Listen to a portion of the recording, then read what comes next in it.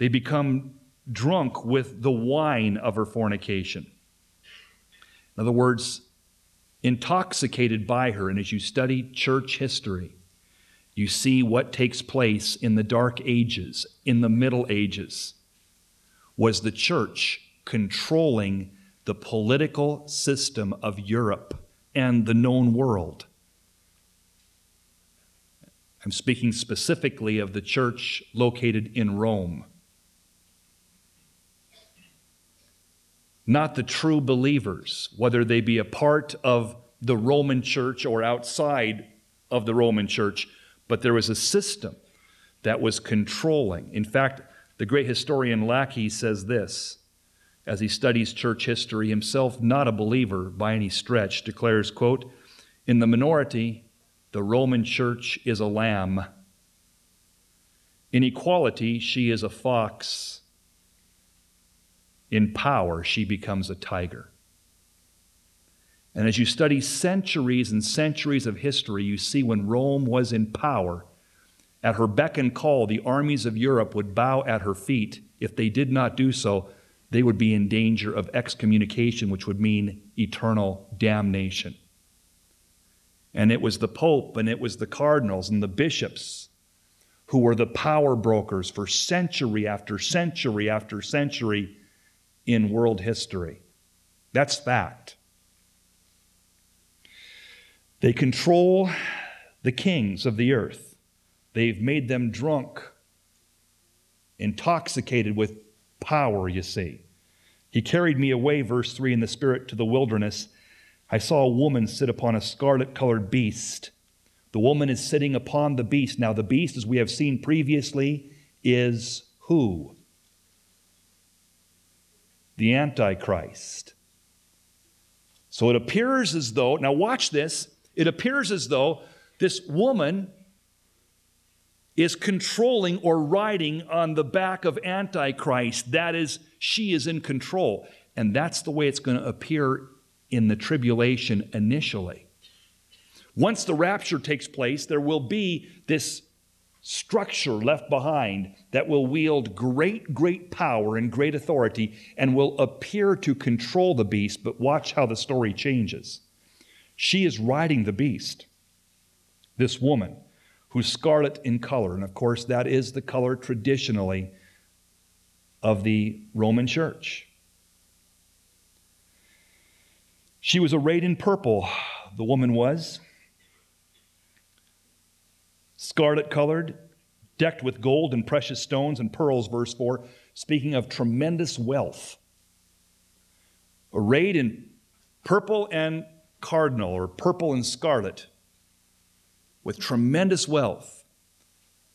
The sovereign state of the Vatican, which is a sovereign entity inside of Rome,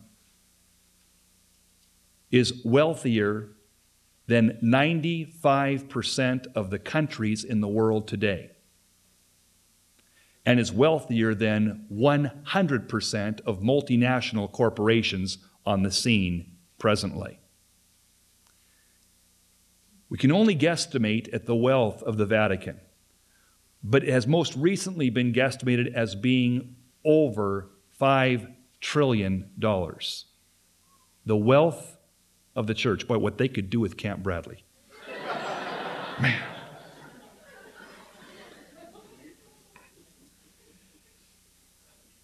And she has this golden cup in her hand, full of abominations and filthiness of fornication.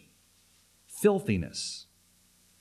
And so we see here, for you outliners, quickly, we see in verse 1 and 2, the universal power of this whore. Verse 3, we see the unique position. She seems to be controlling. Universal power, 1 and 2, unique position. Verse 3, she's controlling the beast. She's controlling the Antichrist and his system. The beast, verse 3 goes on to say, having 7 heads and 10 horns. The 10 horns, of course, are those 10 nations that form the final political empire. But she seems to be riding it, controlling it.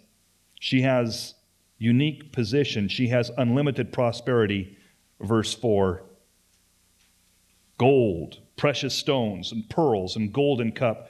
But then 4 goes on to say she has not only unlimited prosperity, but an unholy passion. For in the cup, her hand, it's in her hand, it's full of abominations and filthy fornications. In fact, so bad is her fornication, she's called mystery, verse 5, Babylon the Great, the mother of harlots. And by the way, for you who are perhaps from a tradition that's based in Rome, or are upset with this kind of particular information, I want you to mark that harlots, not mystery Babylon the Great, the mother of a harlot, but harlots. What does that mean? It means that the Babylonian influence has gone into all corners of, quote, Christianity. It's not just one system. It's spread out, it's leavened, it's impacted, it's infected all sorts of parts of, quote, Christianity, all sorts of denominations, all sorts of organizations. This religiosity, this power, this filthy fornication. You say, well, John, you're sounding pretty harsh on the system. I clipped this article from a book. It was my book that I rediscovered in my studies this afternoon. Father Charles Chiniquy, who wrote a classic work called 50 Years in the Church of Rome. He was a Catholic priest and bishop all of his days. 50 years he was in the ministry. He was concerned about what he was studying in the history of Roman Catholicism, in the Middle Ages, Dark Ages, even more recent history. As a young clergyman, as a young priest, he went and talked to his superior. And this is what he writes in this classic book, 50 Years in the Church of Rome. This older bishop said to Father Chiniquy, quote, when Satan tries to shake your faith by the scandals you see, remember that Stephen, after having fought his adversary, Pope Constantine II, remember he had his eyes put out and was condemned to death. But the other pope, who through revenge against his predecessor had him exhumed, brought his dead body before judges, then charged him with the most horrible crimes, which he proved by the testimony of scores of false eyewitnesses, got him, the dead pope, to be condemned and beheaded and dragged through the muddy streets of Rome and thrown into the river Tiber. The older bishop, now, son, he says to Father Chiniquy, remember this. These guys are digging up each other's bodies, chopping off each other's heads after they're already dead, dragging their corpses to the streets of Rome and throwing them into the Tiber River. Remember, he says, as he goes on to talk to this young Father Chiniquy, remember that more than 12 popes have been raised to the high and holy office of the papacy by rich and influential prostitutes of Rome with whom they were publicly living in the most scandalous ways possible. Remember that young bastard, John the 11th, son of Pope Sergius, who was consecrated pope when he was only 12 years old by the influence of his prostitute mother, Marozia. I've already talked about some of these names before, if you can recall, in lectures a few months ago. And he, John the 11th, Pope John the 11th, was so horribly profligate that he was deposed by the people and chased out of Rome. And he concluded to this young father, Father Chiniquy, if our holy church has been able to pass through storm after storm after storm of immorality, of debauchery, is it not living proof that Christ is her pilot and that she, the church, is imperishable and infallible because St. Peter is her foundation? And Father Chiniquy goes on to write, while the priest was exhibiting to me the horrible, unmentionable crimes of so many of our popes, to calm my fears and strengthen my shaken faith, I heard a mysterious voice repeating in the ears of my soul our dear Savior's words, quote, a good tree cannot bring forth evil fruit, and by their fruit you shall know them. Interesting. A man who was high in the Catholic Church, who lived and died a Catholic, but who realized that there is absolutely no excuse for what takes place in the history of Roman Catholicism specifically. And I will not take the time tonight, although I think for some it might be fascinating, to recount the stories of what took place throughout the generations in the Vatican and in the religious system. It's unbelievable. It's also undeniable. The Catholic historians do not deny it, but rather they choose to see it in light of, even as this bishop was telling that father, well, all of this just proves that God must be with us if we have survived scandal after scandal, century after century, debauchery after debauchery. Revelation chapter 17 would argue somebody is with you, but it may not be God.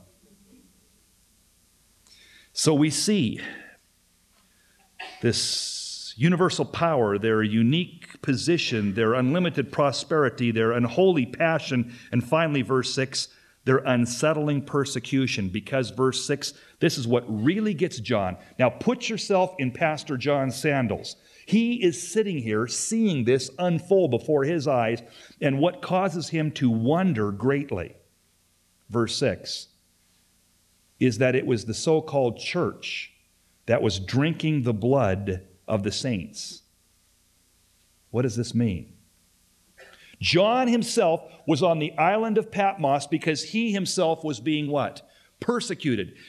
He himself was being persecuted by the Roman emperors. It was unthinkable. It causes him to wonder, to marvel. You mean to say, John would declare, that there is coming a martyrdom, blood flowing from so-called Christians? 6 million Christians were killed in 10 waves of persecution before the conversion, so-called, of Constantine. 6 million. 50 million Christians have been killed by the order of the office of the Inquisition of the Holy See. 50 million Christians have been sent to their death because of the debauched, terrible history over the centuries. And if you would like to read, you can get volume after volume and read about the horrors of the Spanish Inquisition, only one particular sliver of history of how what John sees here, the woman was drunk with the blood of saints, the woman who rode the beast, drunk, crazy, with the blood of true believers. And John was horrified, and John marveled. The angel said to me, verse 7, why do you marvel? I will tell you the mystery of the woman and the beast that carries her. Oh, hey, you guys that are students, the beast that what? Carries her. First she's seen riding the beast, but now the angel saying it's not the way it appears. The beast is actually controlling her. That's important. The beast, Antichrist, is carrying her. Antichrist is using this whore, this harlot, as we shall see. It seems initially like the harlot is riding the beast, but now the angel says, it's not that way at all. The beast is using the whore, the harlot, the religious system. The beast that thou sawest, verse 8, was and is not, and shall ascend out of the bottomless pit and go to perdition, or the abuso, the place of incarceration, suffering, torment. And they that dwell on the earth shall wonder, whose names were not written in the book of life from the foundation of the world, when they behold the beast that was and is not and yet is. What? Well, here is the mind, verse 9, which hath wisdom. The 7 heads, listen, the 7 heads On this beast, which the woman is riding, are 7 mountains. Only one city in history has been known as the city of 7 mountains. Rome, obviously. The 7 heads are the 7 mountains on which the woman sits. So where does the woman, the harlot of Babylon, sit? She sits in Rome. Now, this is where it gets amazing. There are 7 kings. 5 are fallen, literally struck down. 1 is. The other is not yet come. When he cometh, he must continue a short space. And the beast that was and is not, even he is the 8th, but is of the 7, and goes into perdition.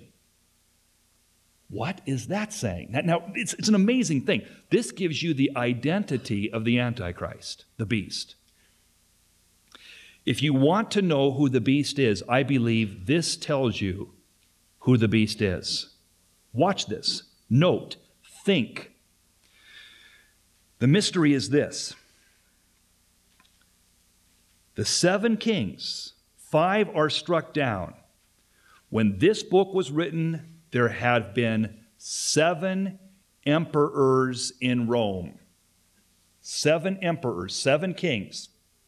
We know the beast, Antichrist, will rule the revived Roman Empire. We've talked about that at length. That is this European United States, if you would, this coming together resurrection of the old Roman Empire. But wait, there were indeed 7 at this time emperors of Rome, 7 kings. 5 were killed. Just like it says, verse 10, 7 kings, 5 are struck down. First you have Julius Caesar. He was assassinated. After him you have who? Augustus. Caesar Augustus. So you have Julius Caesar, the first of the emperors, the first Caesar. Then you have Caesar Augustus. He was not struck down. He lived a long, full life. Then you have Tiberius. But he also was struck down. He was poisoned. Then you have Caligula. Remember him? He was a debauched, terrible, terrible guy. He also was struck down, assassinated. Then you have Claudius, who was poisoned. Then you have number 6, Caesar Nero, who died at the age of 31 in jail, waiting for the death sentence to be fulfilled. What did he do? He committed suicide in jail. And then you have number 7, who was ruling at the time that John is writing this, Domitian. Now, I'm not trying to bore you with a bunch of names. I want you to think this through with me, and you'll see who the Antichrist is. Because he is told there are 7 kings, 5 are fallen. Yes, of the list of 7 that I just ran through, and I'm not going to do it again, but 5 of them were struck down. Augustus was not. And Domitian was alive at this time. But 5 of the others struck down. One is, verse 10, that's Domitian, who's on the throne at this time. The other is not yet come. This mystery man who's going to come, the ultimate ruler, the emperor. The beast, verse 11, that was and is not, he is the 8th. So after Domitian, at some point will come the 8th. He is the beast. But, verse 11, he is of the 7. So the 8th is of the first 7. Gone to perdition. What does this mean? It means that one of the first 7 is going to return and be the Antichrist.